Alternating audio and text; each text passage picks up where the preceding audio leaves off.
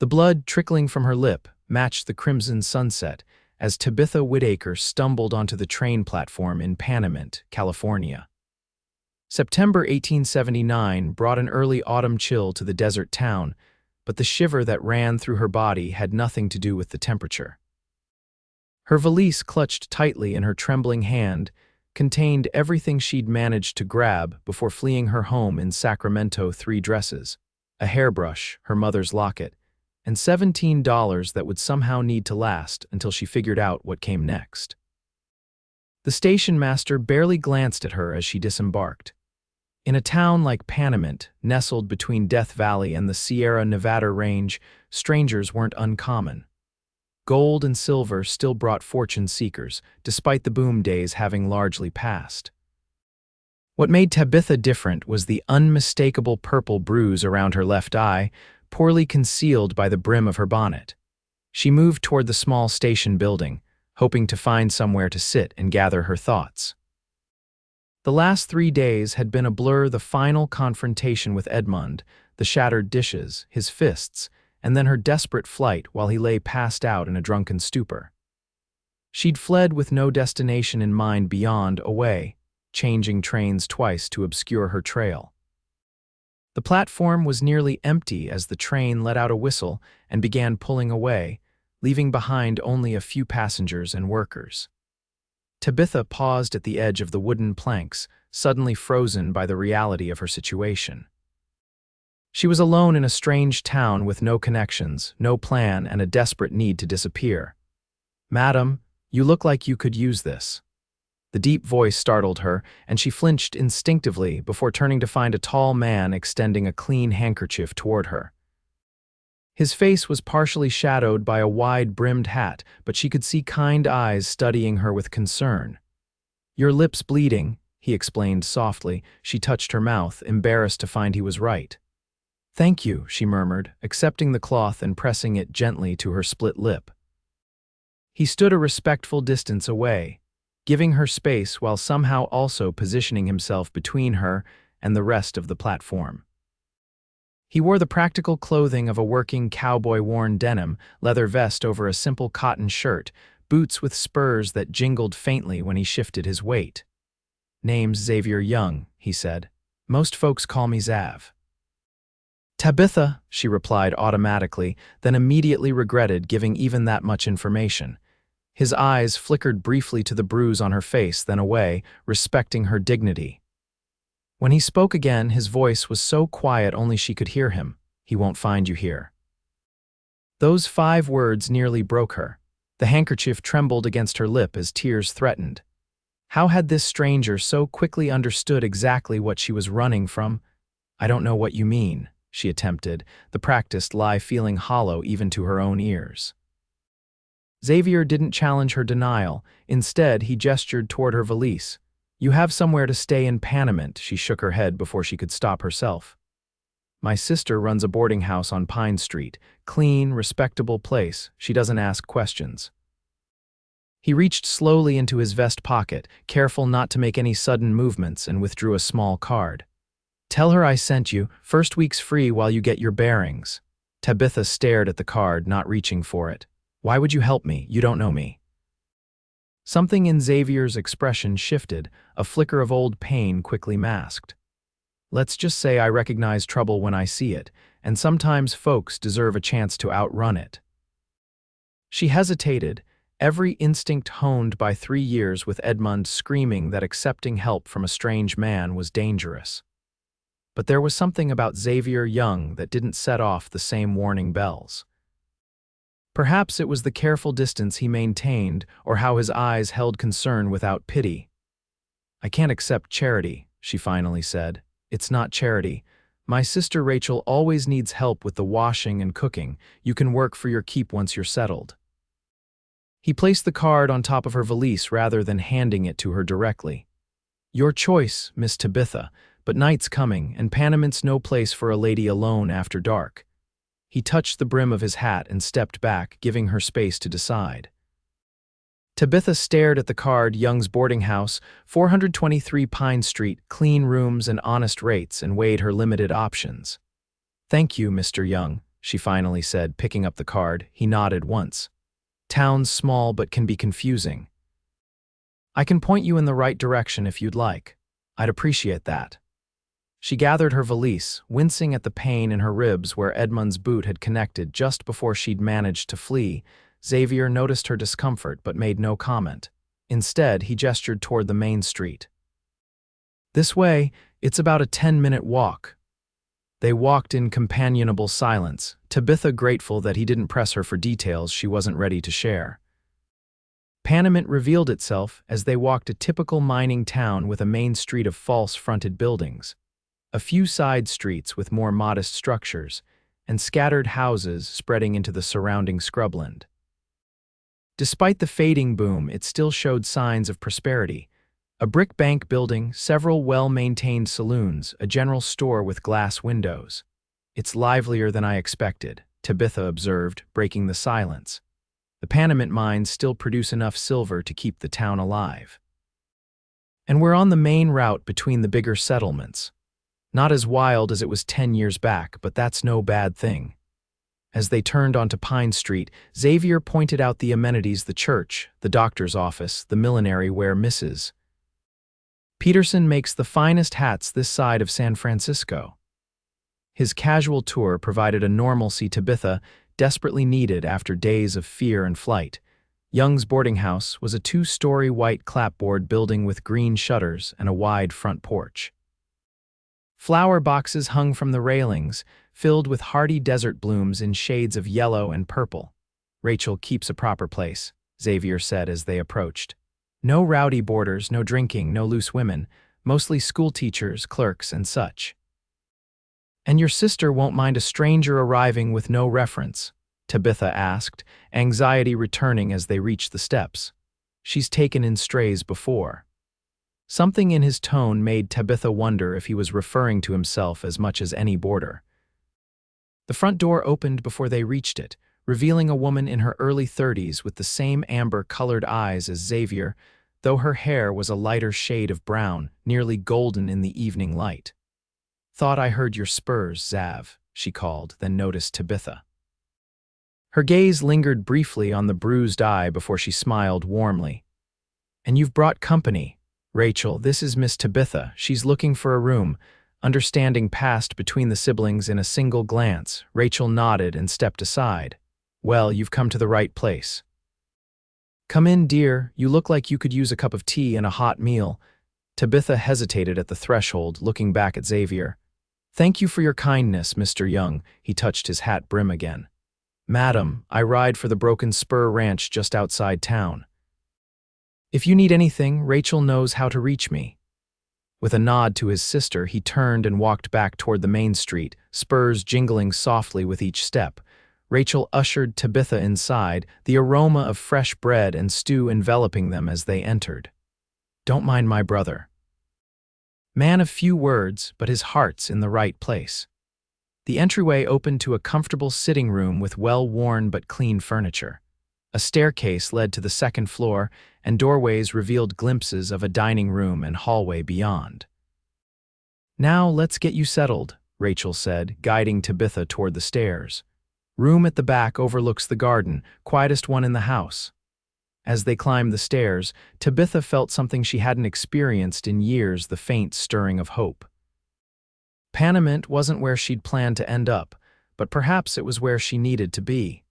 The quiet routine of Young's boarding house proved to be exactly what Tabitha needed. Rachel assigned her light duties at first folding linens, setting the table for the communal breakfast, arranging flowers from the small garden. As the days passed and her bruises faded, she gradually took on more responsibilities, finding comfort in the simple tasks and regular meals. The other boarders, 2 elderly sisters who taught at the school, a young bank clerk, and a widow who worked at the millinery, were polite but unobtrusive. No one asked about her past or the now yellowing bruise around her eye. In Panamint, it seemed, many people were rebuilding lives they preferred not to explain. Xavier didn't return to the boarding house during her first week, though Rachel mentioned him occasionally. Zav's working cattle up in the north pasture, or Zav sent over some venison for Sunday dinner. Tabitha found herself watching the street from her window more often than necessary, telling herself it was merely prudent vigilance against Edmund somehow tracking her down. On her 9th day in Panamint, Rachel approached her as she hung laundry in the back garden. "Tabitha, I've been thinking." Mrs. Peterson at the millinery mentioned she's looking for help. Her eyes aren't what they used to be for fine stitching, and she was impressed by the mending you did on those tablecloths. Tabitha paused, clothespin in hand. "You think I should apply?" "I think you need something more than hiding in my kitchen," Rachel said gently, "and having your own wages would give you options." Options. The word itself felt forbidden. Edmund had systematically eliminated every option from her life during their 3-year marriage, until escaping had seemed the only choice left. "I don't want to leave you short-handed," Tabitha demurred. Rachel waved away the concern. "I managed before you arrived." "And you'd still have your room here." She studied Tabitha's face. "Unless you're planning to move on soon," the question hung in the autumn air. Tabitha had arrived with no plan beyond escape, but Panamint had begun to feel like a sanctuary. "No," she said finally. "I think I'd like to stay if that's all right." "More than all right. Town could use more capable women." Rachel smiled. "I'll tell Mrs. Peterson to expect you tomorrow morning." That evening, as twilight settled over the town, Tabitha sat on the front porch with a shawl wrapped around her shoulders. The desert cooled quickly after sunset, but she treasured these moments of solitude, watching as lamps were lit in windows and the stars emerged overhead. The rhythmic sound of hoofbeats drew her attention. A rider approached at an unhurried pace, the silhouette becoming clearer as he passed under the street lamp at the corner. Even before she could make out his features, she recognized the set of his shoulders, the distinctive way he sat his horse. Xavier Young reined in at the boarding house gate, dismounting with the fluid grace of a man who spent most of his life in the saddle. He removed his hat as he approached the porch, revealing hair the color of coffee that curled slightly where it met his collar. "Evening, Miss Tabitha," he greeted her, stopping at the bottom of the steps. "Rachel around. She's helping Mrs. Winters with a headache remedy," Tabitha replied, surprised by the small flutter of pleasure at seeing him again. "Should I fetch her? No need to disturb her." "Just bringing news that we'll be driving cattle through town tomorrow. Best to avoid Main Street in the morning."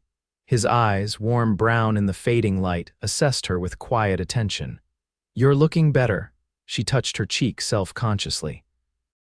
The bruise had faded to a faint yellowish shadow. "I'm feeling better, thank you," he nodded, seemingly satisfied. "Rachel taking good care of you, very good care. In fact, she's arranged for me to interview at the millinery tomorrow." Something like approval flickered across his face. "Mrs. Peterson's a fair employer, good with secrets too." The comment caught her off guard. "What makes you think I have secrets, Mr. Young?" A ghost of a smile touched his lips. "Everyone in Panamint has secrets, Miss Tabitha. That's why most of us are here instead of somewhere else." He settled his hat back on his head. "I should let you enjoy your evening. Just wanted to make sure you weren't caught in tomorrow's commotion." As he turned to go, Tabitha found herself standing. "Mr. Young?" When he paused, looking back expectantly, she continued, "I never properly thanked you. For seeing what you saw that day at the station, for helping a stranger." His expression softened. "Sometimes the right thing isn't complicated, just hard to do." He touched his hat brim. "Good night, Miss Tabitha." "Good night, Mr. Young." She watched as he mounted his horse and rode back toward Main Street, remaining on the porch long after the sound of hoofbeats had faded into the night. The next morning brought the promised cattle drive, the bellowing of the herd echoing through town as Tabitha made her way to the millinery. Mrs.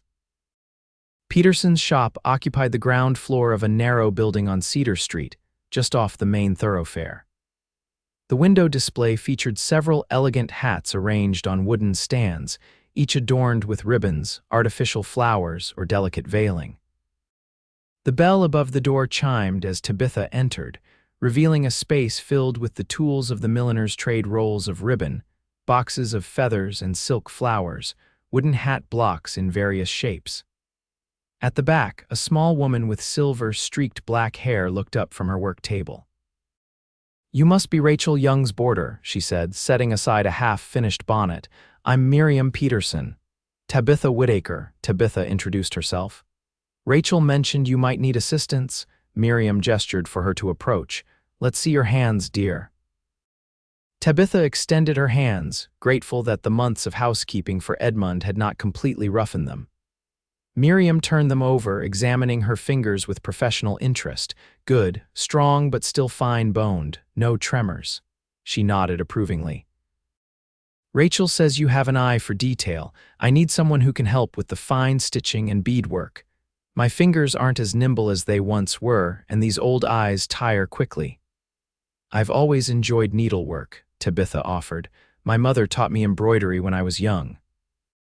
And you're not afraid of hard work? Miriam's shrewd eyes assessed her. No, madam. Good, because millinery isn't just pretty ribbons and feathers, it's hours of careful work, sometimes redoing things that aren't quite right. She gestured around the shop. I've built this business over 20 years. Every lady in Panamint County who wants to look her best comes to me, and I intend to keep it that way. Tabitha nodded, understanding the unspoken message. Mrs. Peterson took pride in her craft and expected the same dedication from any assistant. I can start with basic tasks while I learn, Tabitha suggested. I'm a quick study. Miriam smiled for the first time, revealing dimples that must have been charming in her youth. That's what I like to hear. 6 days a week, 8 until 5, with an hour for lunch, Sundays off, of course. $3 a week to start, with an increase once you've proven yourself. The wages were modest but fair, especially with her room and board arranged at Rachel's. When would you like me to start? No time like the present, Miriam said, gesturing to a stool beside her work table. Let's see what you can do. By midday, Tabitha had impressed Mrs. Peterson with her neat stitches and careful attention to detail. The hours passed quickly as she learned the basics of hat construction, how to stretch fabric over the wooden blocks, the proper way to secure trimmings, the secrets of making decorations both beautiful and durable. You have a natural talent, Miriam observed as they broke for lunch. With practice, you could become a fine milliner. The praise warmed Tabitha. Edmund had never appreciated her skills, dismissing her needlework as frivolous women's nonsense. Finding value in something she enjoyed felt like reclaiming a piece of herself. Thank you for the opportunity, Mrs. Peterson, she said sincerely. Miriam patted her hand. Miriam, please, and I should be thanking you. It's been lonely working by myself these past years. As they ate the simple lunch Miriam had brought, bread, cheese, and apples, customers occasionally entered the shop. Tabitha observed how the milliner transformed from craftswoman to saleswoman, her manner becoming more animated as she helped each lady find just the right hat for her features and budget. The secret to this business is making every woman feel beautiful, Miriam confided when they were alone again. A hat isn't just protection from the sun, it's how a woman presents herself to the world. The afternoon brought more practical lessons and a steady stream of customers curious about the new assistant. Tabitha kept her head down, preferring to avoid attention, but couldn't help noticing how the town's women studied her with undisguised interest. Don't mind them, Miriam said after a particularly obvious assessment from the banker's wife. Small towns run on gossip. They'll lose interest once something more exciting happens. I'd prefer not to be interesting at all, Tabitha admitted. Miriam's gaze softened with understanding. Your past is your business, Tabitha. In Panamint, most folks respect that. We've all come from somewhere else, bringing our own stories. As 5 o'clock approached, the bell above the door chimed again. Tabitha looked up to see Xavier Young stepping into the shop, hat in hand. His presence seemed to fill the small space, though he moved with the careful precision of a man accustomed to navigating delicate surroundings. Mr. Young, Miriam greeted him warmly. What brings you to my humble establishment? Finally decided to upgrade that trail-worn hat of yours. Xavier smiled, revealing a dimple that matched his sister's. This hat and I have an understanding, Mrs. Peterson. We've weathered too much together to part ways now. His eyes found Tabitha. Actually, Rachel asked me to escort Miss Tabitha home. The cattle drive stirred up some of the rougher elements in town. Tabitha felt a flutter of anxiety. "Is something wrong?" "Just precautionary," he assured her. "Few too many cowboys with their pockets full of pay in the saloons tonight." Miriam began tidying her work table. "Thoughtful of Rachel to send you. Tabitha, you've done well today. Same time tomorrow."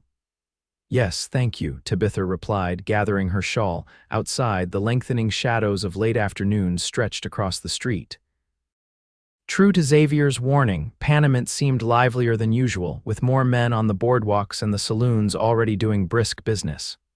"How was your first day?" Xavier asked as they walked, positioning himself between Tabitha and the street. "Interesting.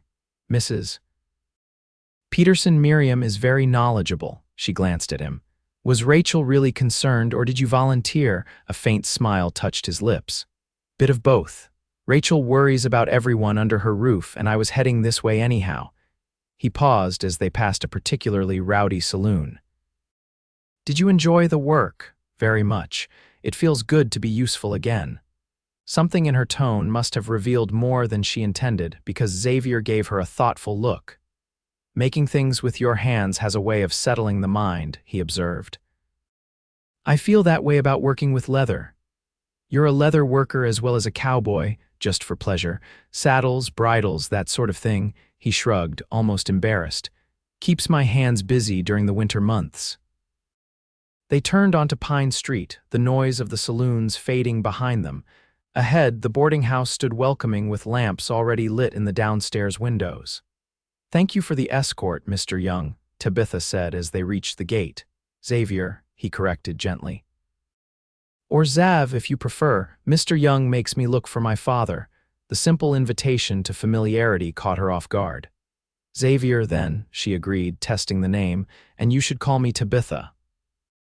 He nodded, a certain gravity in the gesture that suggested he understood the significance of the exchange. "Tabitha." His voice wrapped around her name with a warmth that made her cheeks flush. "Will you come in?" she asked impulsively. "Rachel mentioned stew for dinner. Another time, perhaps." "I need to get back to the ranch before full dark." He hesitated, then added, "But I'm in town most Saturdays. Perhaps I could call on you then." The invitation hung in the air between them, weighted with possibilities that both excited and frightened her. It had been less than 2 weeks since she'd fled Edmond, since she'd sworn never to let another man dictate her life. Yet something about Xavier Young's steady presence felt different, like shelter rather than confinement. "I'd like that," she heard herself say. His smile, rare and genuine, transformed his weathered face. "Until Saturday, then." As Tabitha watched him walk away, she wondered if she was being foolish. Trust had nearly destroyed her once. Could she risk it again so soon? Yet as she turned toward the boarding house door, she realized she'd already taken the first step simply by staying in Panamint. The following days established a rhythm to Tabitha's new life. Mornings began early at the boarding house, helping Rachel prepare breakfast for the boarders before walking to the millinery. Days were filled with learning her craft under Miriam's patient guidance, and evenings brought quiet meals and occasional gatherings in the boarding house parlor. Through it all, she remained vigilant, scanning the faces of strangers for any sign of Edmond. Each day without him appearing helped ease her constant fear, though she still startled at loud noises and kept her back to walls when in public. Saturday arrived with clear skies and unseasonably warm weather. Tabitha worked a half-day at the millinery, her fingers increasingly confident with the delicate tasks Miriam assigned her. When noon came, she felt an unexpected nervousness at the prospect of Xavier's visit. "Go on," Miriam urged, noticing her distraction. "I can manage the afternoon customers." Tabitha hesitated. "Are you certain? Saturday is your busiest day, and you've earned your half-day." Miriam's eyes twinkled with knowing amusement. "Besides, I hear Xavier Young doesn't come to town often." "Wouldn't want to keep him waiting." Blushing at the implication, Tabitha thanked her employer and hurried back to the boarding house. Rachel was in the kitchen preparing lunch when she arrived. "Zav's in the parlor," she informed Tabitha with barely concealed delight. "Been here 20 minutes already, looking more nervous than a long-tailed cat in a room full of rocking chairs." Tabitha smoothed her hair, suddenly conscious of her work-worn appearance. I should change. Nonsense. He's seen you looking far worse, Rachel reminded her bluntly. Besides, my brother appreciates honest work. Now go on before he wears a hole in my carpet with his pacing. Xavier stood when she entered the parlor, and Tabitha was struck by how different he looked away from his ranch duties. He'd exchanged his usual work clothes for clean, dark trousers and a pressed shirt, his hair still damp from what must have been a recent washing. Only his boots, well worn but polished, revealed his cowboy occupation. "Tabitha," he greeted her, a hint of nervousness underlying his usual composure. "I hope I'm not interrupting your day." "Not at all. Miriam insisted I take the afternoon off." She gestured to the sofa. "Please sit down. Rachel's preparing lunch." He remained standing. "Actually, I was hoping you might join me for a walk. Weather's fine, and I thought you might appreciate seeing more of Panamint than just the route between here and the millinery." The suggestion was tempting. After years of Edmund's increasing restrictions on her movements, the freedom to simply walk through town with no particular destination felt luxurious. "I'd like that very much," she agreed. They left the boarding house side by side, Xavier shortening his stride to match hers as they headed toward the center of town. Panamint on a Saturday afternoon buzzed with activity, ranch hands in town for supplies, families shopping, miners enjoying their day off. "It's livelier than I expected for such a small town," Tabitha observed. "Panamint serves the whole county," Xavier explained. "Ranchers come from 50 miles around for supplies and socializing." He guided her past the general store, pointing out landmarks. "Bank's been here since '63. Survived 3 attempted robberies. Successfully, I hope," he chuckled. 2 out of 3. Last one, the thieves got as far as the edge of town before the sheriff's posse caught up. They're buried in Boot Hill, just beyond the church." The matter-of-fact reference to frontier justice reminded Tabitha how different this world was from her sheltered upbringing in San Francisco, where her father's shipping business had provided a comfortable life until his sudden death left her vulnerable to Edmund's courtship. "And what brought you to Panamint?" she asked, curious about Xavier's own story. A shadow crossed his face. "War initially, served with the Union cavalry. Afterward, didn't much feel like going back east." He gestured vaguely westward. "Drifted this way, found work at the Broken Spur. Been there 15 years now. And Rachel followed me out after her husband died of typhoid. That was 12 years back. She started the boarding house with what little money he left her." Pride warmed his voice. "Built it into something respectable all on her own." They walked in comfortable silence past the church, a simple white painted building with a modest steeple. Beyond it lay a small cemetery, some graves marked with wooden crosses, others with more substantial monuments. "That's Boot Hill?" Tabitha asked, nodding toward the graveyard. "Just the north section. Rest is for the more peacefully departed." Xavier's expression grew thoughtful. "Town's history written in stone and wood. Miners, gunfighters, children taken by fever, women who died in childbirth." The casual mention of such deaths sent a chill through Tabitha despite the warm afternoon. Life in the West was precarious, especially for women. How many of those graves held women who had never found escape from men like Edmund? Xavier seemed to sense her darkening thoughts. "There's something I'd like to show you, if you're willing to walk a bit farther." She nodded, grateful for the distraction, and they continued past the town limits onto a dirt track leading into the foothills. The landscape opened around them, sagebrush and scrub oak dotting the rocky terrain, the distant mountains sharp against the blue sky. After 15 minutes of walking, they crested a small rise and Xavier stopped. "Best view of Panamint," he said simply, gesturing ahead. Tabitha gasped softly. From this elevation, the entire town spread before them, nestled in its valley with the desert stretching beyond. The afternoon sun gilded the buildings, transforming the modest settlement into something almost magical. "It's beautiful," she admitted. "First time I saw it, I knew I'd found home." Xavier's voice held a quiet intensity. "Not where I was born, but where I belonged." The words resonated with something deep inside her, the longing for a place that felt safe, that felt like hers. Since arriving in Panamint, that yearning had begun to ease, replaced by cautious hope. "Thank you for sharing this with me," she said softly. Xavier turned to face her, his expression serious. "Tabitha, I hope you know that whatever brought you to Panamint, whoever you're running from, you're safe here." The direct acknowledgement of her situation startled her. They had maintained the polite fiction that her arrival was unremarkable, her bruises an unfortunate accident. "How can you be so certain?" she asked, her voice barely above a whisper.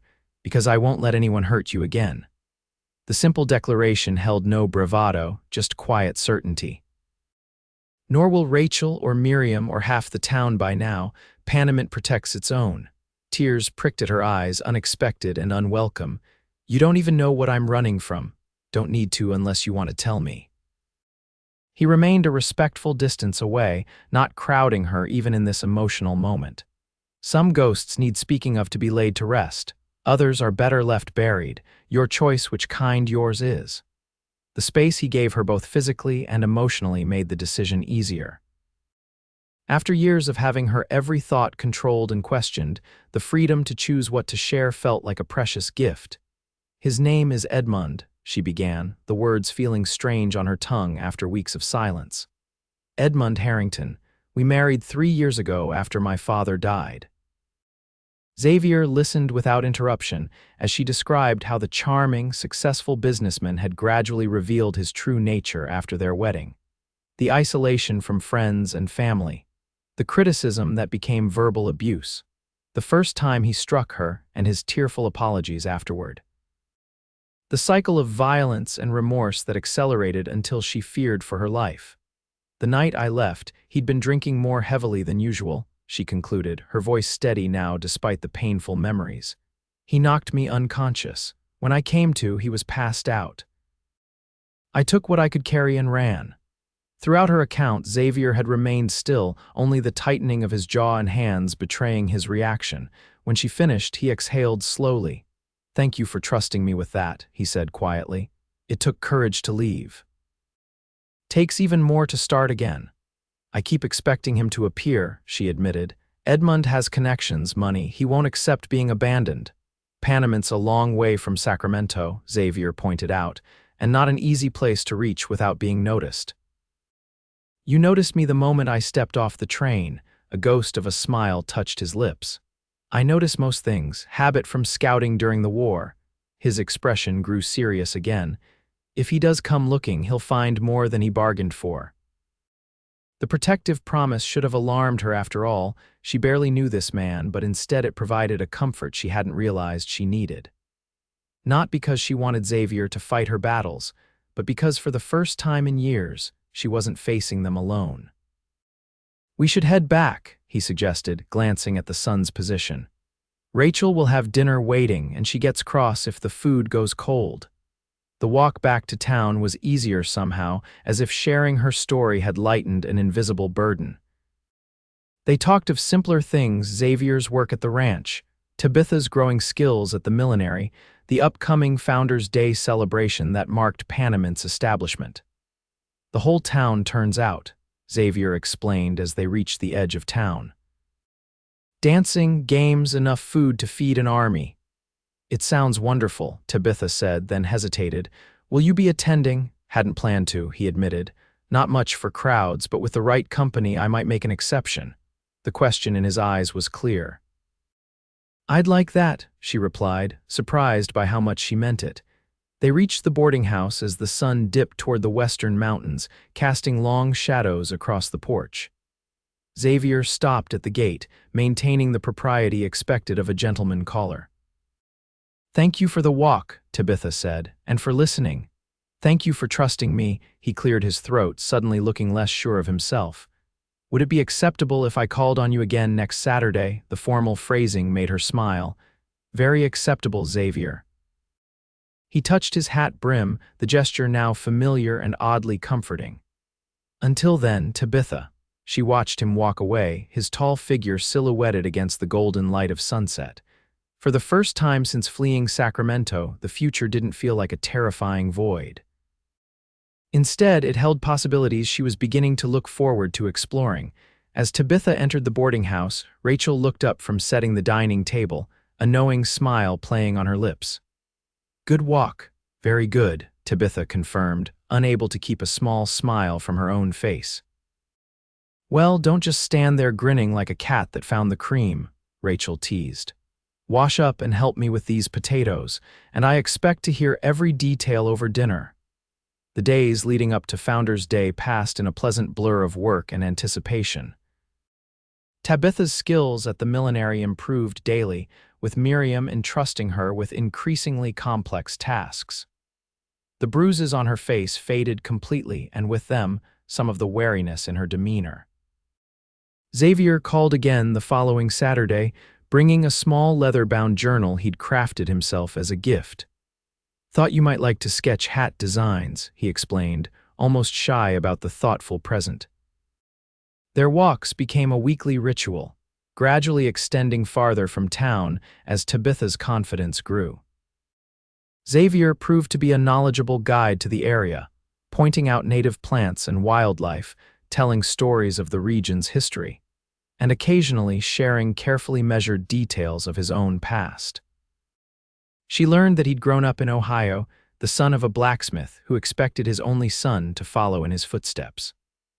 The war had intervened, sending 17-year-old Xavier into a conflict that had left invisible scars alongside the visible one that traced his left forearm. After Appomattox, he'd found civilian life in his hometown unbearable, the familiar streets haunted by memories of friends who would never return. West was the only direction that made sense, he explained during one of their walks. New country, new possibilities. Tabitha understood the sentiment all too well. Her own journey west had been driven by similar hopes, though they'd been crushed under Edmund's controlling hand. Panamint was offering her the fresh start she'd once imagined Sacramento would provide. The morning of Founders' Day dawned clear and bright. The entire town buzzed with preparation streets swept, buildings decorated with bunting, temporary stalls erected in the central square for food and games. Tabitha helped Rachel prepare dishes for the communal feast, while occasionally glancing out the window for any sign of Xavier.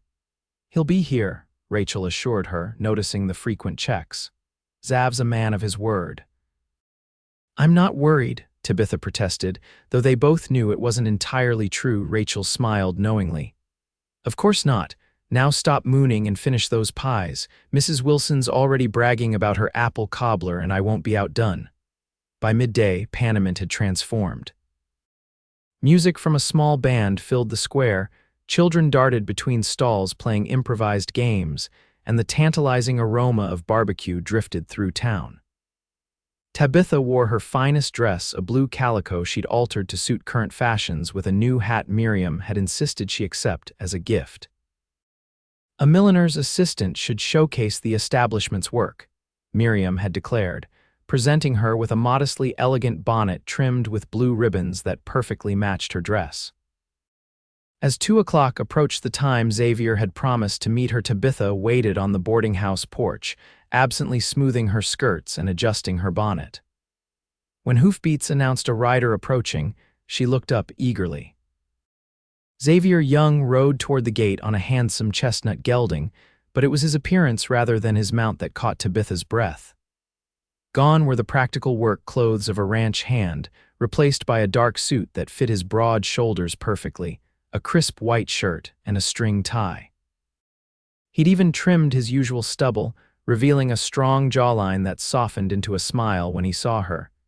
He dismounted with his usual grace and secured his horse to the hitching post before approaching the porch, hat in hand. "You look beautiful," he said simply, the sincerity in his voice warming her cheeks.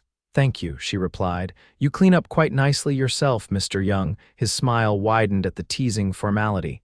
"Thought I should make an effort for the occasion." He offered his arm. "Shall we join the festivities?" The simple gesture, offering rather than taking, inviting rather than commanding, exemplified everything that made Xavier different from Edmund. She placed her hand on his arm, feeling the solid strength beneath the fine fabric. "Lead on," she said, and together they walked toward the town square. The celebration was in full swing, with seemingly every resident of Panamint and the surrounding ranches in attendance. Many faces had become familiar to Tabitha over the week's customers, from the millinery fellow boarders, shopkeepers who greeted her by name. Each friendly acknowledgement reinforced her growing sense of belonging. Xavier remained attentive without being possessive, introducing her to ranchers and cowboys he worked with, making sure she had refreshments, but also giving her space to converse with the women of Panamint who'd taken an interest in the young milliner with the mysterious past, as she'd overheard herself described. As the afternoon progressed into evening, lanterns were lit around the square and the band struck up livelier tunes. Couples began clearing space for dancing, forming sets for a Virginia reel. "Would you care to dance?" Xavier asked, a hint of nervousness in his voice suggesting he didn't often participate in such activities. Tabitha hesitated. Edmund had used dancing as another form of control, his fingers digging painfully into her waist when she made missteps, his criticism harsh in her ear under the guise of whispering sweet nothings. "I'm not very skilled," she warned. "Neither am I," Xavier admitted. "But I promise not to tread on your toes too badly."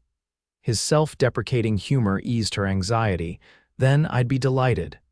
The dance proved to be nothing like her experiences with Edmund.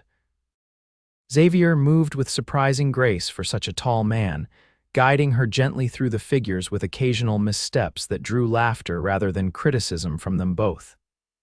When the music ended, she found herself flushed and smiling, reluctant to step away from his light touch at her waist. The band segued into a waltz, and Xavier's eyebrows rose in question. Tabitha nodded, placing her hand in his once more. As they joined the other couples circling the makeshift dance floor, she felt a curious lightness, as if the music had lifted away some invisible weight she'd carried for years. "You're a natural," Xavier murmured as they turned beneath the lantern light. "Or perhaps it's the partner," she replied, surprising herself with the flirtatious response. His eyes, warm in the golden glow of the lanterns, held hers with an intensity that made her breath catch. For a moment she thought he might say something more, but then the music ended, and the spell was broken by the applause around them. "Xav," a voice called from across the square. "They're starting the shooting contest." Xavier glanced toward the voice, one of his fellow ranch hands waving enthusiastically, then back at Tabitha. "Would you mind? I've won 3 years running." "Of course not. I'll watch from here." He squeezed her hand gently before making his way toward the target range set up at the edge of the square. Tabitha found a spot among the spectators as the contestants lined up, each paying their entry fee to the organizer. "Your young man's the favorite," a voice said beside her. Tabitha turned to see an elderly woman she recognized as one of Miriam's regular customers. "Best shot in the county, they say." "He's not my young man," Tabitha corrected automatically, though the words felt hollow even to her own ears. The old woman chuckled. "If you say so, dearie." "But I've known Xavier Young 15 years, and I've never seen him look at anyone the way he looks at you." Before Tabitha could respond to this startling assessment, the contest began. 6 men took turns firing at progressively smaller targets, each round eliminating the least accurate marksman. Xavier's expertise quickly became apparent, his stance confident, his aim unerring as he hit the center of each target with minimal effort. When only Xavier and one other competitor remained, a grizzled man introduced as the foreman of a neighboring ranch, the targets were moved to their maximum distance. The crowd fell silent as the foreman took careful aim, fired, and struck just outside the bullseye. A respectable shot that drew appreciative murmurs. Xavier stepped up next, raising his rifle with the fluid motion of a man who considered the weapon an extension of himself. He paused, drew a steady breath, then squeezed the trigger. The crack of the shot was followed by cheers as the center of the target showed a perfect hit. The sheriff, serving as judge, clapped Xavier on the shoulder and handed him the prize, a new belt with an ornate silver buckle. As the crowd dispersed toward the refreshment tables for the evening feast, Xavier made his way back to Tabitha, the satisfaction of victory evident in his relaxed posture.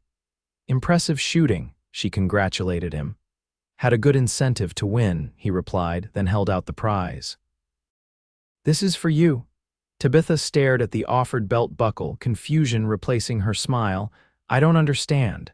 "It's customary for the winner to present the prize to someone special," he explained, a hint of color touching his tan cheeks. "If you'll accept it." The public nature of the gesture wasn't lost on her. In a town like Panamint, such an action would be recognized as a declaration of serious intent, a clear signal that Xavier Young considered her more than a casual acquaintance. Edmund's face flashed in her memory, his rage when other men so much as looked at her, his accusations of impropriety if she spoke to a male shopkeeper without his presence. But Xavier wasn't Edmund, and Panamint wasn't Sacramento. Here, she was free to make her own choices. "I would be honored," she said finally, accepting the silver buckle. Its weight in her hand felt significant, like a promise. Xavier's smile could have outshone the lanterns. "Shall we find something to eat? I hear Rachel's apple pies are the talk of the festival." They joined the communal tables set up for the feast, finding places among Xavier's fellow ranch hands and their families. The easy camaraderie, the shared food and laughter, created an atmosphere unlike anything Tabitha had experienced during her marriage. These people lived hard lives in an unforgiving land, yet they found joy in simple pleasures and strength in their community. As night deepened and families with young children began heading home, the celebration continued with more dancing and storytelling around a bonfire. Xavier and Tabitha remained, sitting side by side on a bench at the edge of the firelight, close enough that their shoulders occasionally brushed. "Thank you for today," Tabitha said, watching the flames dance. "I can't remember the last time I enjoyed myself so completely." "The pleasure was mine," Xavier replied, his voice low enough that only she could hear. "Seeing you smile, hearing you laugh, it's become important to me." She turned to look at him, finding his face bathed in the warm glow of the fire, his eyes serious despite the festive surroundings. "Xavier." "You don't need to say anything," he assured her. "I know it's soon, that you've been through more than anyone should have to endure. I'm not asking for promises. Just letting you know that whenever you're ready, if you're ever ready, I'll be here." The simple declaration, offered without pressure or expectation, moved her deeply. Edmund had demanded her love, her obedience, her entire self, giving nothing but pain in return. Xavier asked for nothing, yet offered everything she'd been missing: respect, patience, and the freedom to choose her own path. "I'm beginning to think I might be ready sooner than I expected," she admitted softly. His intake of breath was audible, but before he could respond, a commotion from the direction of Main Street drew their attention. Voices raised in anger, then the unmistakable sound of breaking glass. Xavier was on his feet instantly, his posture alert. "Stay here," he instructed, moving toward the disturbance. Tabitha watched anxiously as he joined several other men hurrying toward the saloon, where the shouting had intensified. The peaceful celebration seemed suddenly fragile, the joy of the day threatened by whatever conflict had erupted. Rachel appeared at her side, face tight with concern. "Trouble at the Golden Nugget," she explained. "Some strangers rode in an hour ago, been causing problems. Sheriff's already over there." "Should we be worried?" Tabitha asked, scanning the crowd for Xavier. "Probably just cowboys with too much whiskey and prize money," Rachel assured her, though her expression remained uneasy. "Happens every Founder's Day. Xav and the boys will help settle it." As if summoned by her words, Xavier reappeared, his expression grim as he approached them. "Rachel, I think you should take Tabitha back to the boarding house." Something in his tone sent a chill through Tabitha. "What's happening?" Xavier hesitated, his eyes meeting Rachel's in silent communication before returning to Tabitha. "Probably nothing to worry about, but there's a man at the saloon asking questions, looking for a woman who matches your description." The world seemed to tilt beneath Tabitha's feet. "Edmund," she whispered, the name tasting like fear on her tongue. "Can't be sure," Xavier cautioned. "Sheriff's questioning him now, but I'd feel better knowing you're somewhere safe until we sort this out." Rachel took Tabitha's arm. Come on, dear, let's get you home. Tabitha allowed herself to be led away from the square, her mind racing with terrifying possibilities. Had Edmund tracked her all the way to Panamint? How had he found her after weeks of careful hiding? What did he look like? She asked Xavier, who walked alongside them, his eyes constantly scanning their surroundings. Tall, well-dressed, city clothes not suitable for travel. Dark hair, clean-shaven. Xavier's description matched Edmund perfectly, flashing money around, offering rewards for information. They reached the boarding house too quickly and not quickly enough, the familiar porch offering little comfort against the threat of Edmund's presence. Rachel unlocked the door with hands that betrayed her own nervousness. "I'll stay with you," Xavier said as they entered. "Your rifle," Rachel began, "already sent Jimmy to fetch it from my horse." He moved to the window, positioning himself where he could watch the street without being easily seen. "Go upstairs, both of you, lock the bedroom door."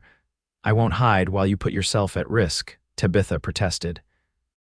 Xavier turned to her, his expression softening despite the tension in his stance. "I'm not asking you to hide, I'm asking you to be safe while I make sure he doesn't get near you again." "Xavier's right," Rachel interjected. "If it is your Edmund, he's already showing his true colors at the saloon." Nearly broke a bottle over Hank Miller's head for not answering his questions fast enough. The familiar pattern charm giving way to violence when Edmund didn't get his way confirmed her worst fears. "It's him," she said with certainty. A knock at the back door made them all start. Xavier motioned for them to step back while he moved cautiously to answer it. Relief washed over his features as he admitted Jimmy, the young ranch hand now carrying Xavier's rifle. "Sheriff says to tell you he's holding the stranger at the jail for disturbing the peace," Jimmy reported. "Says he's clearly looking for someone but won't say who exactly, just keeps demanding to know if anyone's seen his wife who ran off with family heirlooms." Tabitha's hands clenched into fists. "That's a lie. I took nothing that wasn't mine by right." Xavier accepted his rifle from Jimmy with a nod of thanks. "The sheriff know who he's really looking for?" "Don't think so," Jimmy replied, "but he figured you'd want to know what with." He glanced at Tabitha, then away. "Well, with Miss Tabitha being new in town and all." "Thank you, Jimmy." Xavier checked his rifle with practiced efficiency. "Tell the sheriff I appreciate the warning." After Jimmy departed, Rachel insisted on making tea, the familiar ritual seeming incongruously normal amid the crisis. They gathered in the kitchen, as far from the street-facing windows as possible, while Xavier outlined their options.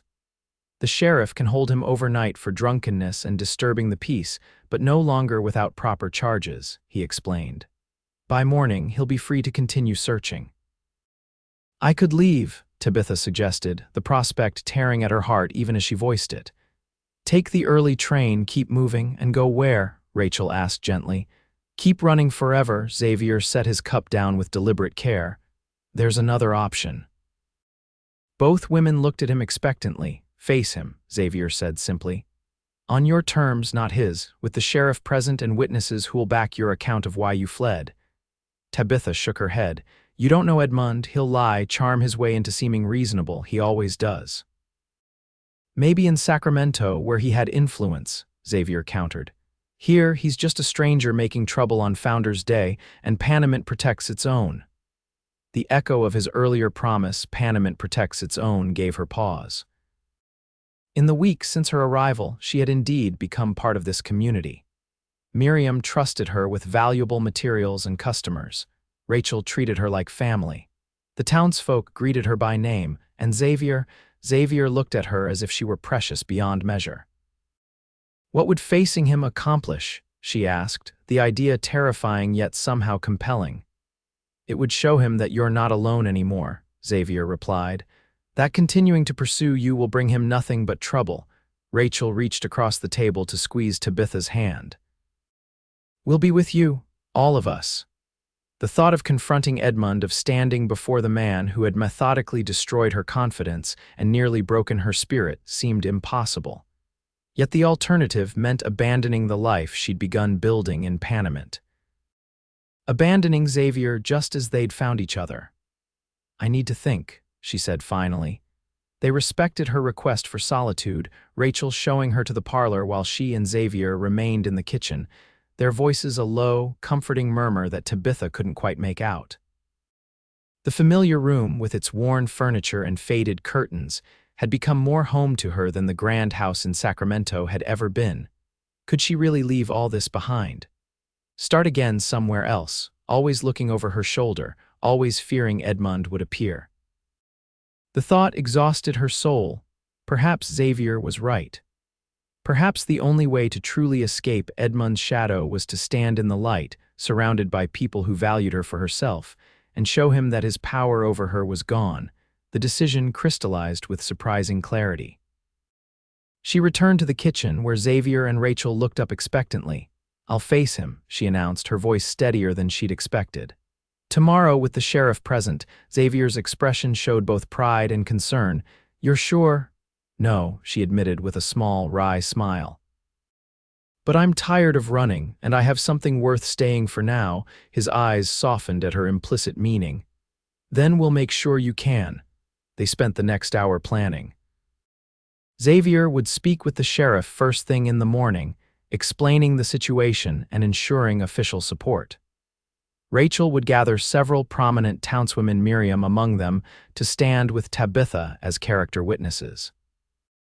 The confrontation would take place at the sheriff's office, neutral ground where Edmund would be at a disadvantage. "Try to get some rest," Rachel advised as the clock struck midnight. "Tomorrow will be challenging enough without exhaustion."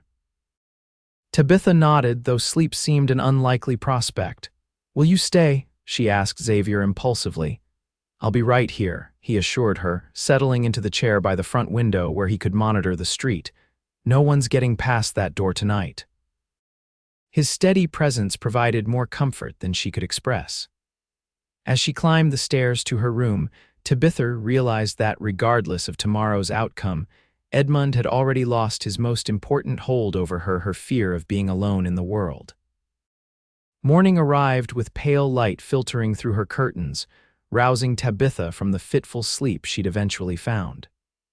She dressed with particular care, choosing her most dignified outfit, a dove-gray dress with simple lines that Miriam had helped her alter to current fashions.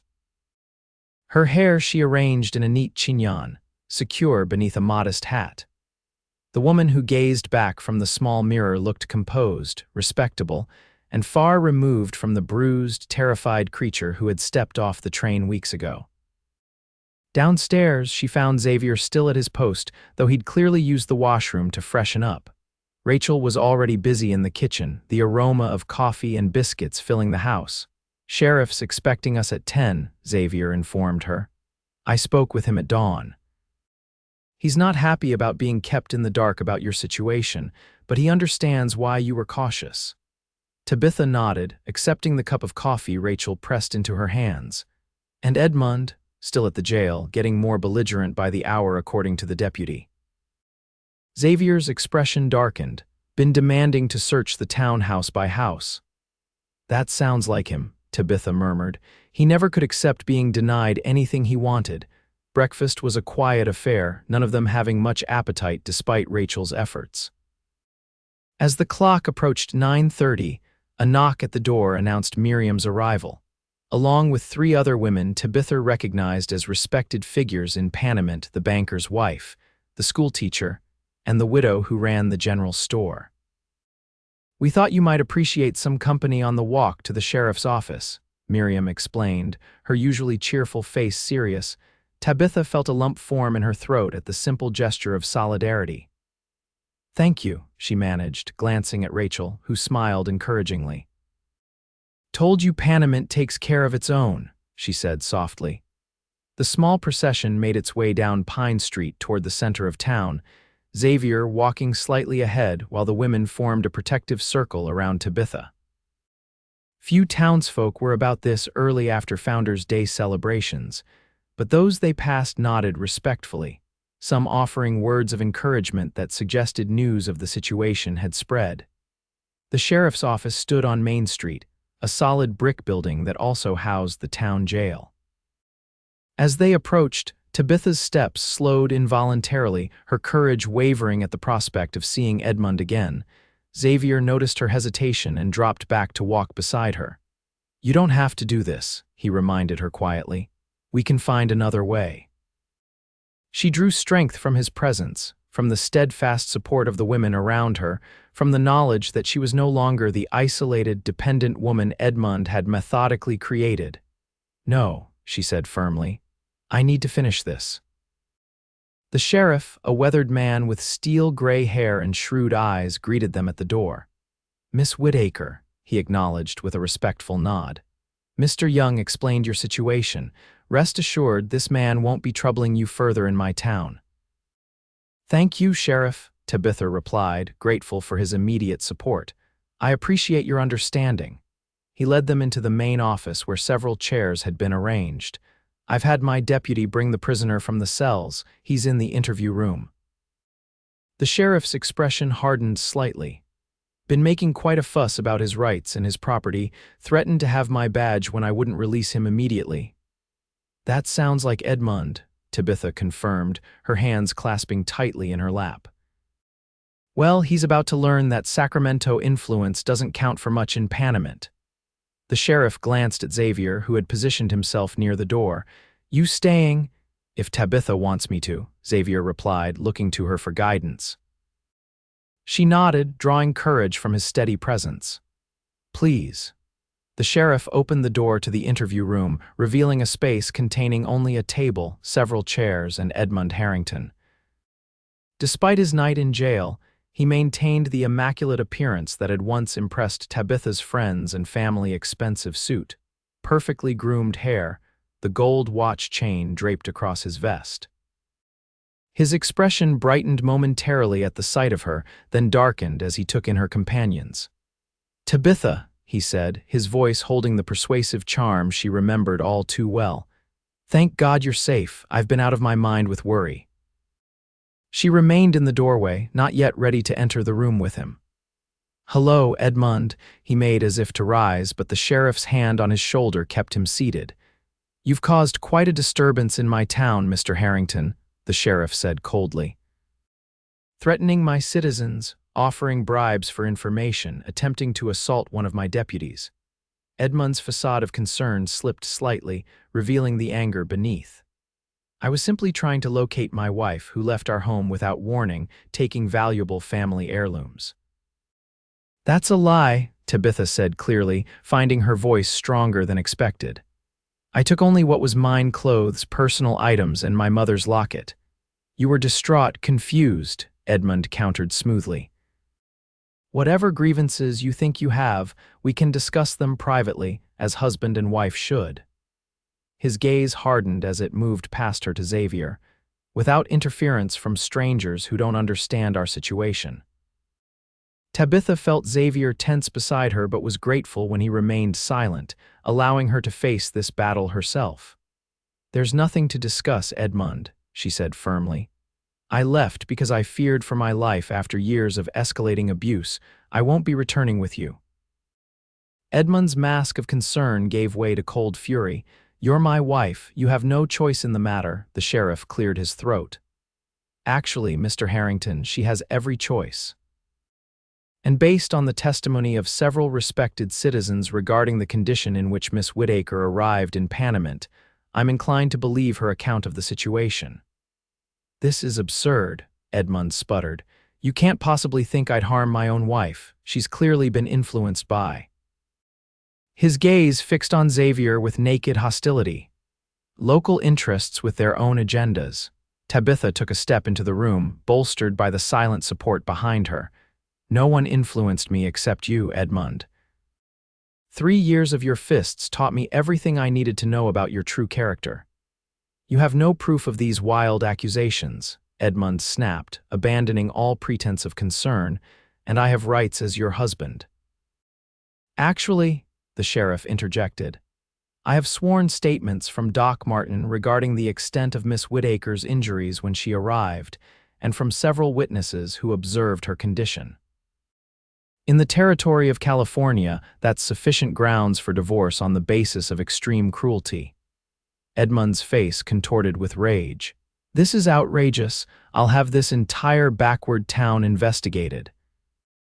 "I have connections in Sacramento that your connections don't extend to Panamint," the sheriff interrupted calmly. "And threatening a law officer is another charge I can add to disturbing the peace." A tense silence filled the room as Edmund visibly struggled to contain his fury. When he spoke again, his voice had returned to its persuasive tone, though his eyes remained cold. "Tabitha, darling, surely we can resolve this misunderstanding. Whatever grievances you have, whatever misinterpretations of my actions, we can discuss them reasonably. You belong in Sacramento, in our home, not in this." He glanced dismissively around the sheriff's office. Primitive settlement. Tabitha studied him, seeing with new clarity the manipulative tactics that had once seemed like genuine concern. How small he suddenly appeared, not the towering, terrifying figure of her nightmares, but a petty, controlling man whose power existed only when she granted it. "No, Edmund," she said with quiet finality. "I belong where I choose to be, and I choose to be here." The simple declaration seemed to affect him more than any accusation. His face flushed with anger, and he lunged to his feet, the sheriff's restraining hand shrugged off in his fury. "You ungrateful whore," he snarled, lunging toward her. "After everything I've done for you."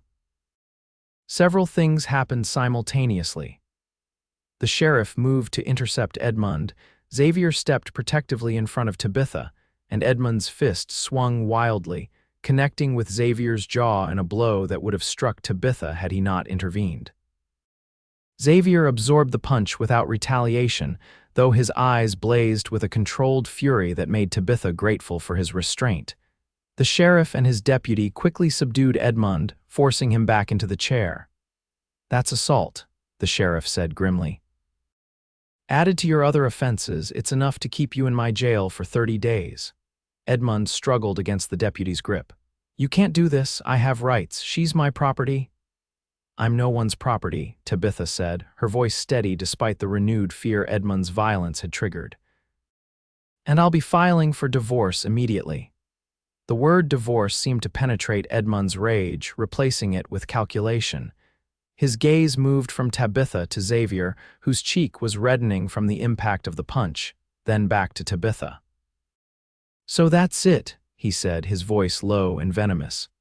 "Found yourself a new protector, a backwater cowboy to warm your bed. I always knew you were nothing but a that's enough," the sheriff barked.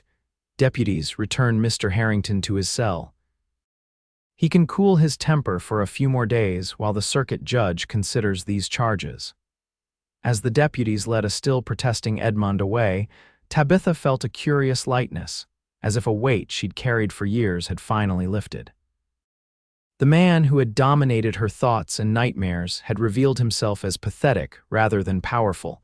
The sheriff turned to Tabitha once Edmund had been removed.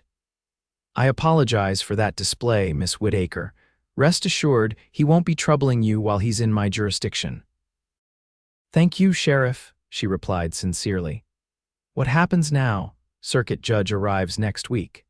Between the assault witnessed by officers of the law and the sworn statements regarding your prior injuries, I believe the judge will grant a divorce petition on grounds of extreme cruelty." He smiled slightly. Judge Wilson has 3 daughters of his own. He takes a dim view of men who abuse women. Xavier, who had remained silent throughout the confrontation, finally spoke, and after the divorce, the sheriff's expression grew more serious. "That's the concern. Once the legal proceedings are complete, we can't hold him indefinitely. He'll eventually be free to return to Sacramento. Or to continue pursuing Tabitha," Xavier concluded, the worry evident in his voice.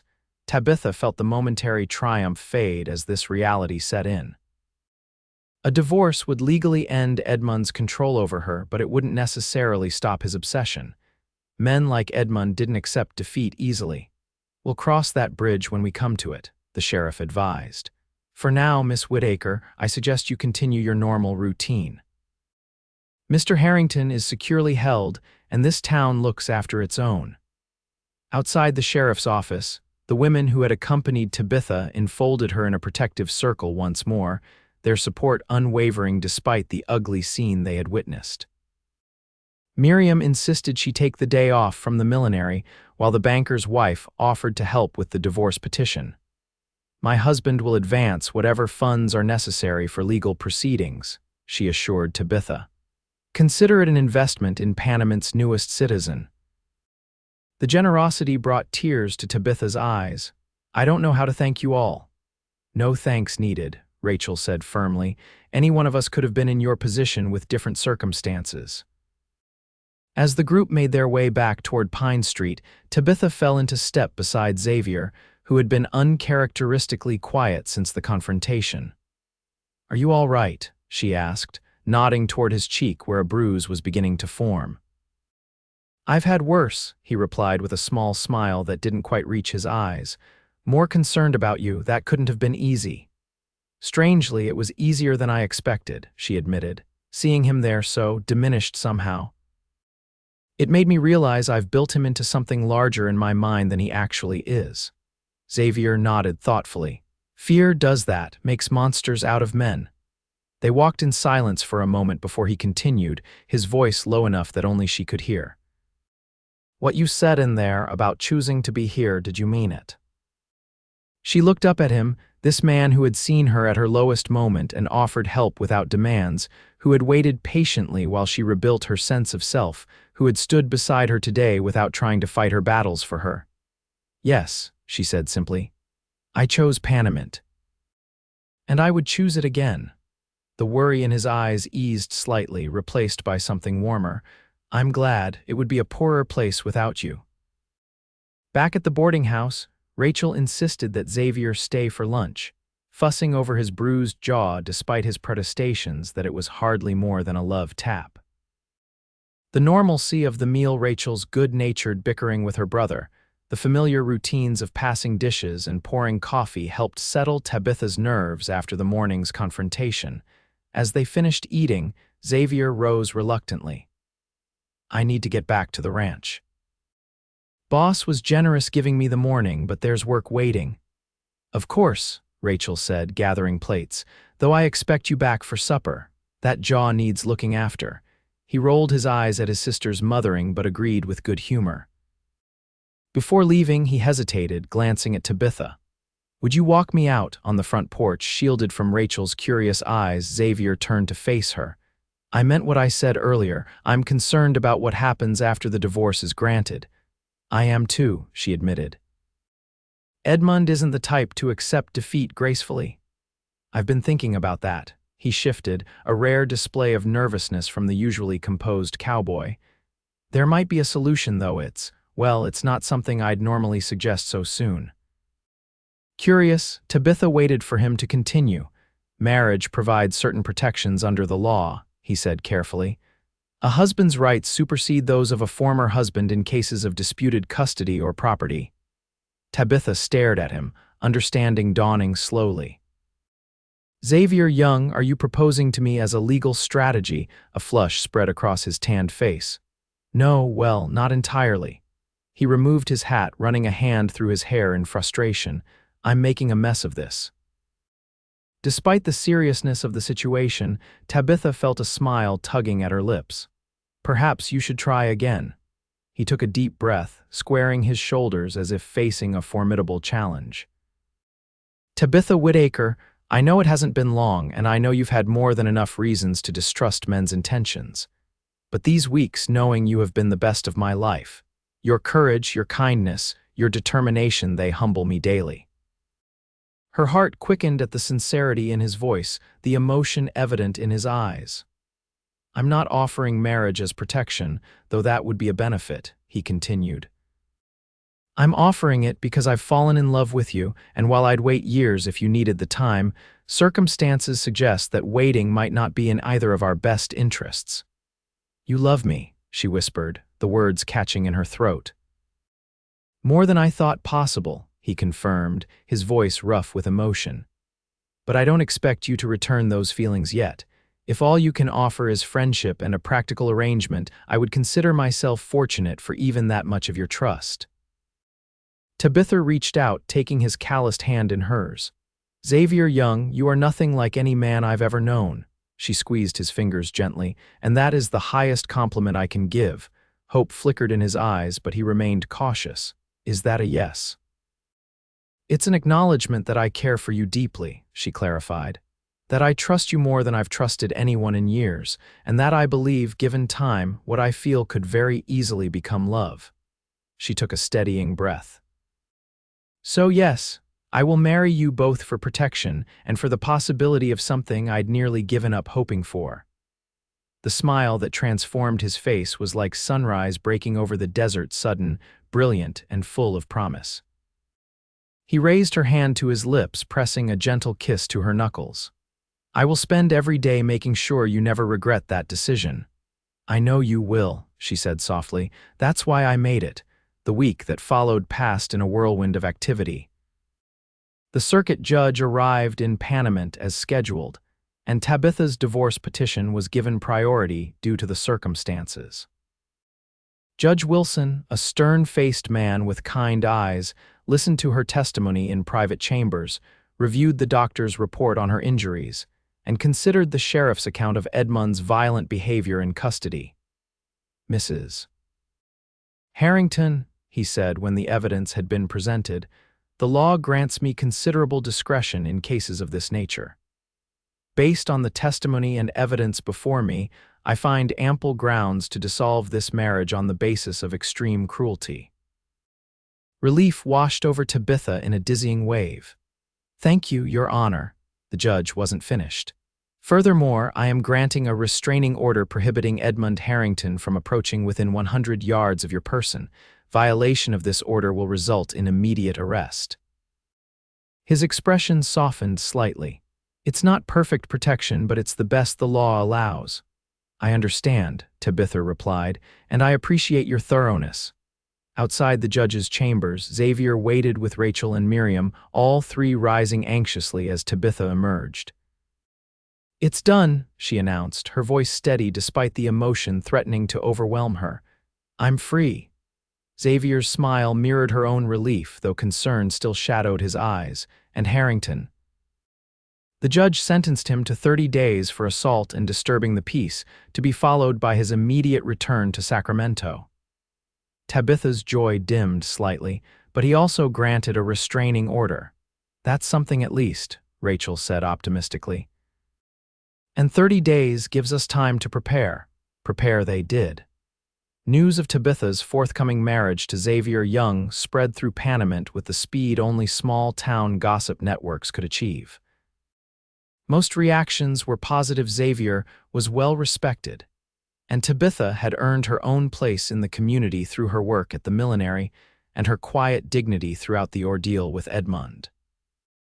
The wedding was planned for the Sunday before Edmund's release from jail, a timing that was practical as well as symbolic. Miriam insisted on creating a special hat for the occasion, while Rachel took charge of transforming the boarding house parlor for the small ceremony. "Nothing elaborate," Tabitha had insisted when planning began, "just close friends and the legal necessities." Despite her request for simplicity, the women of Panamint had other ideas. The boarding house was scrubbed until it gleamed, flowers appeared from gardens and hothouses throughout the county, and enough food was prepared to feed half the town, which was fortunate. As it seemed, half the town intended to attend, despite the intimate gathering Rachel had promised. "It's not every day one of Panamint's most eligible bachelors gets hitched," Rachel explained when Tabitha expressed surprise at the growing guest list. "Besides, people want to show their support." The morning of the wedding dawned clear and mild, a perfect late autumn day. Tabitha stood at her bedroom window, watching the early light transform the eastern mountains from shadow to gold, and marveled at how much her life had changed in the weeks since she'd stepped off the train in Panamint. A knock at her door revealed Rachel, already dressed in her Sunday best, carrying a breakfast tray. "Thought you might appreciate a quiet meal before the chaos begins," she said, setting the tray on the small table by the window. "The first guests arrive in 2 hours." "Thank you," Tabitha said sincerely, both for the breakfast and for all Rachel had done to make this day possible. "I don't know how I'll ever repay your kindness." By making my brother happy, Rachel replied simply, and by being happy yourself. She squeezed Tabitha's hand. Now eat. A bride needs her strength, especially one marrying a young. We're a stubborn lot. The dress Tabitha had chosen for the ceremony was not traditional white that had seemed wrong given her previous marriage, but a soft blue that complemented her eyes and coloring. Miriam's creation, a small hat adorned with delicate silk flowers and a wisp of veiling, completed the ensemble. As the appointed hour approached, Tabitha heard the boarding house filling with guests, voices and laughter drifting up the stairs to her room. A final knock announced Miriam, who had insisted on helping with the finishing touches.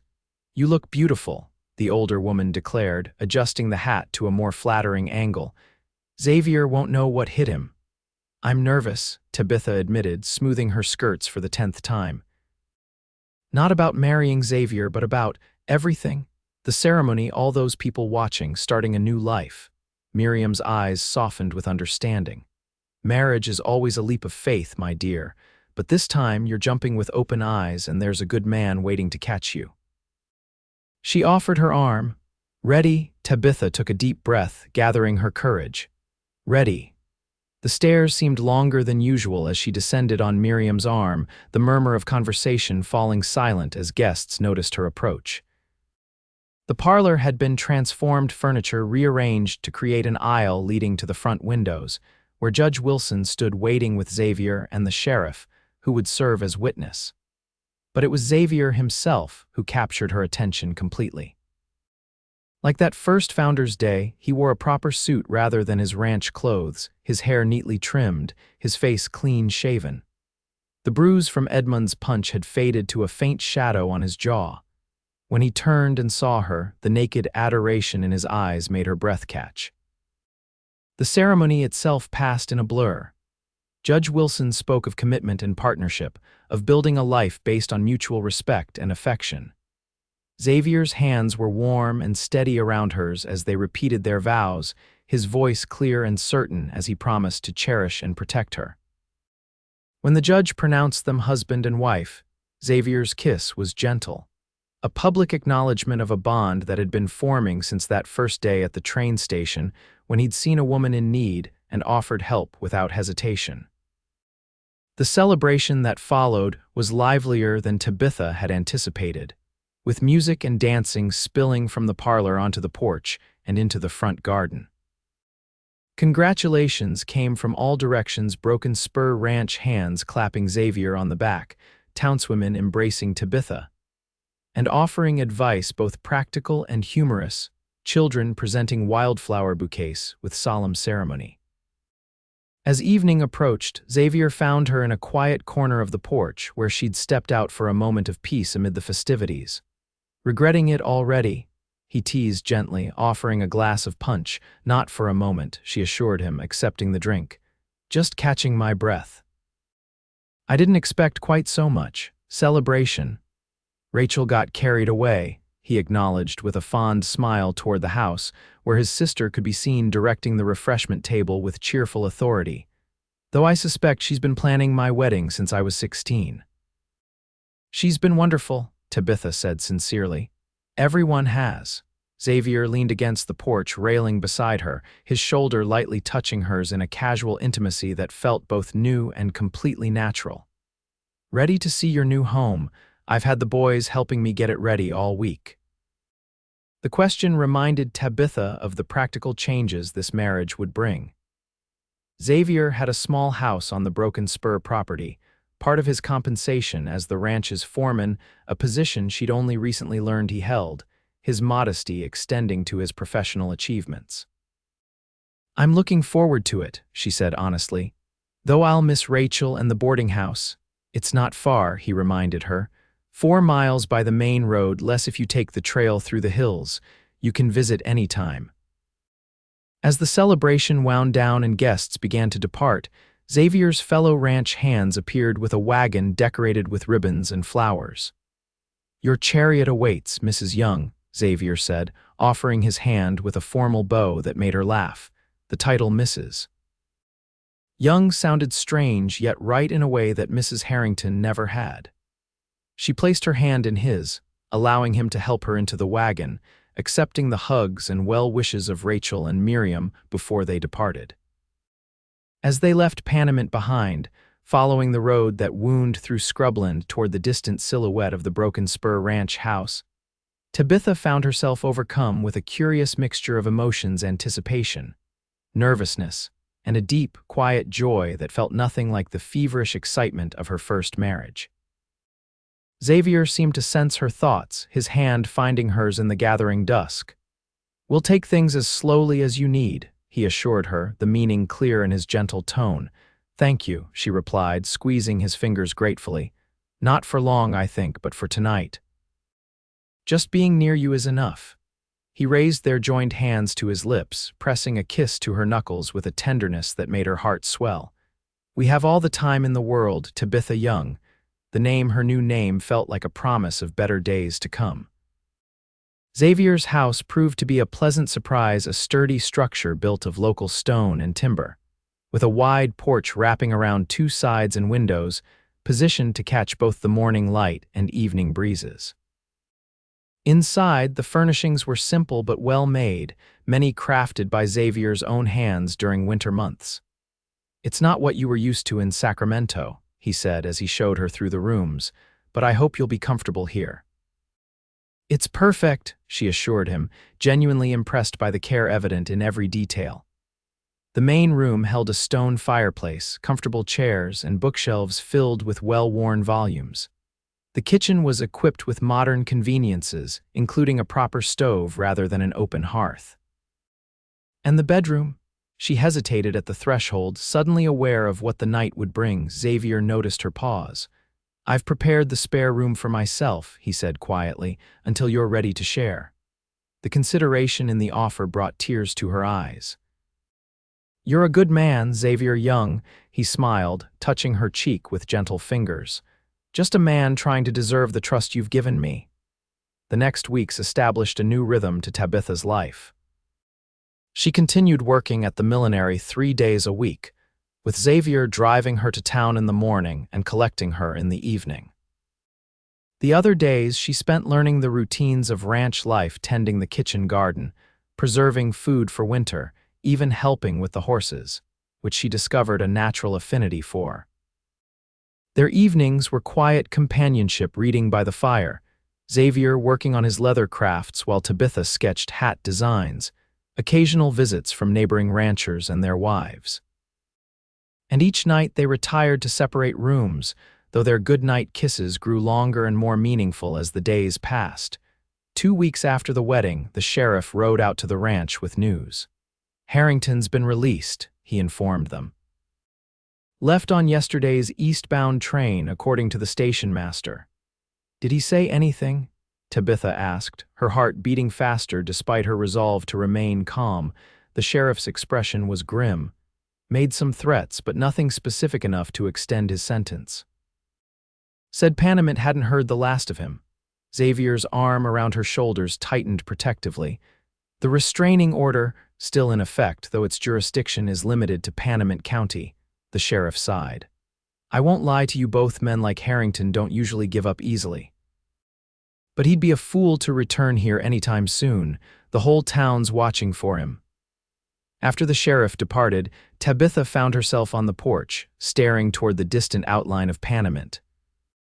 The knowledge that Edmund was free again, potentially planning some form of retaliation, cast a shadow over the happiness she'd been building. Xavier joined her, offering a cup of coffee. "Penny for your thoughts. I was wondering if we'll ever truly be free of him," she admitted. "If there will come a day when I don't look over my shoulder expecting to see him there." "I wish I could promise that day will come soon," Xavier said, his honesty one of the qualities she'd grown to love most about him. "But I can promise you're not facing it alone anymore." She leaned against him, drawing strength from his solid presence. "No, I'm not, and that makes all the difference." That night, as they stood in the hallway between their bedrooms, Tabitha made a decision. When Xavier bent to kiss her goodnight, she didn't step back as usual. "Stay with me tonight," she whispered against his lips. "I'm tired of letting fear dictate my choices." His eyes searched hers, looking for any sign of hesitation. Are you certain? More certain than I've been about anything in a very long time. The tenderness of their first night together washed away the memories of Edmund's demands and rough handling. Xavier's touch was gentle, his patience infinite as he helped her rediscover pleasure without pain, passion without possession. In his arms, Tabitha found a freedom she'd thought lost forever, the freedom to be vulnerable without fear, to give and receive love without conditions.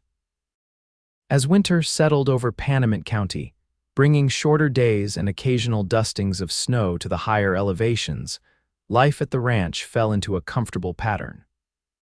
Tabitha's skills as a milliner remained in demand, with women from surrounding ranches making special trips to town for her designs. Xavier's position at the Broken Spur provided stability, while his leatherwork brought in additional income during the quieter winter months. Edmund's shadow gradually receded from their daily thoughts, though neither of them grew complacent about the possibility of his return. The sheriff kept them informed of any strangers in town, and the ranch hands maintained an extra vigilance when Xavier was away. As spring approached, bringing new growth to the desert landscape, Tabitha made a discovery that changed everything once again. The morning sickness came first, followed by a subtle rounding of her previously slender figure that only a woman would notice. A visit to the doctor in Panamint confirmed what she had begun to suspect: a child would arrive by late summer. She told Xavier that evening as they sat on the porch, watching the sunset paint the western sky in shades of gold and crimson. His reaction stunned silence, followed by a joy so profound it brought tears to his eyes, erased any lingering doubts about the future they were building together. "A family," he whispered, placing his hand reverently over hers where it rested on her still flat stomach. "Our family." The news spread quickly through Panamint, bringing a fresh wave of community support. Rachel immediately began knitting baby clothes, while Miriam offered to teach Tabitha how to adapt her dresses for her changing body.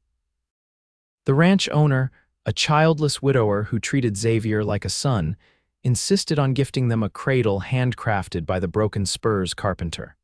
Summer arrived with blazing heat that made Tabitha's advancing pregnancy more challenging.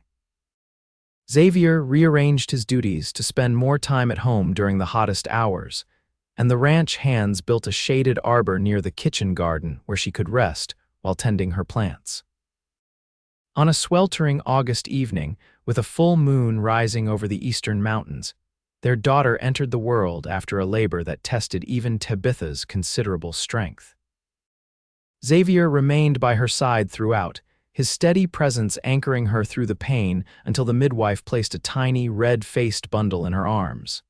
"She's perfect," Tabitha whispered, counting fingers and toes with wonder.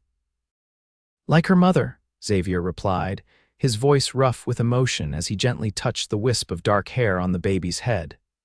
They named her Hope, both for what she represented in their lives and in honor of Xavier's mother, whose own name had carried the same meaning in her native Welsh. Rachel, arriving the next day to meet her niece, pronounced her a Young through and through with satisfied certainty. As autumn painted the hills with subtle golds and russets, bringing cooler temperatures and the first anniversary of Tabitha's arrival in Panamint, a letter arrived from Sacramento. The handwriting on the envelope, unfamiliar to Xavier but immediately recognized by Tabitha, belonged to Edmund Harrington. "You don't have to read it," Xavier said as she stared at the unopened letter. "We can burn it, forget it ever came."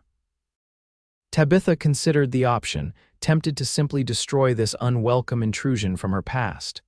But something, perhaps the confidence she'd gained in her new life, perhaps the strength that motherhood had revealed in her, made her shake her head.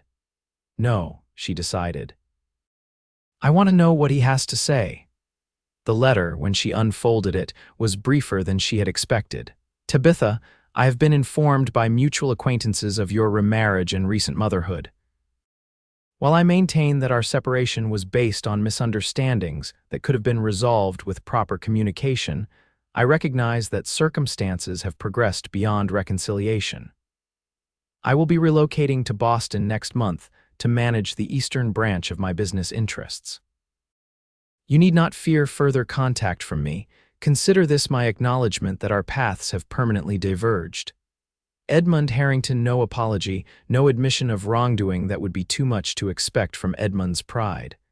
But the letter offered something almost as valuable: finality. He's leaving California, she told Xavier, passing him the letter. Moving to Boston. Xavier read it carefully, his expression guarded. Do you believe him? Strangely, yes, Tabitha replied after considering the question. Edmund values his reputation and business interests above all else. Continuing to pursue a former wife who has remarried and had a child would damage both. She took the letter back, folding it deliberately. Besides, this is exactly the kind of gracious public surrender that lets him save face. What will you do with it? Tabitha moved to the fireplace where a small blaze warded off the autumn chill. Without hesitation, she dropped the letter onto the flames, watching as the paper blackened and curled. End a chapter, she said simply, and continue writing our own story. Xavier's arms encircled her from behind, his chin resting on her shoulder as they watched the letter disintegrate into ash. From the cradle near the window, Hope made a small sound, not quite a cry but a reminder of her presence. I never thought I could be this happy, Tabitha admitted, leaning back against her husband's chest. That night at the train station, when you really saw me, I was so broken, so afraid. You were never broken, Xavier corrected gently. Wounded, perhaps. But your strength was always there, waiting for the chance to show itself again. She turned in his arms to face him, reaching up to trace the lines of his face features that had become more dear to her than she could have imagined possible a year ago. Thank you, she whispered. For seeing me when I couldn't see myself. I'll always see you, he promised, bending to kiss her with a tenderness that still took her breath away. Every day for the rest of our lives. Outside, the wind shifted, bringing the scent of sage and distant rain. Inside, the fire crackled, Hope cooed from her cradle, and two people who had found each other against all odds continued writing their story, not an ending, but a beginning that would unfold across all the days to come.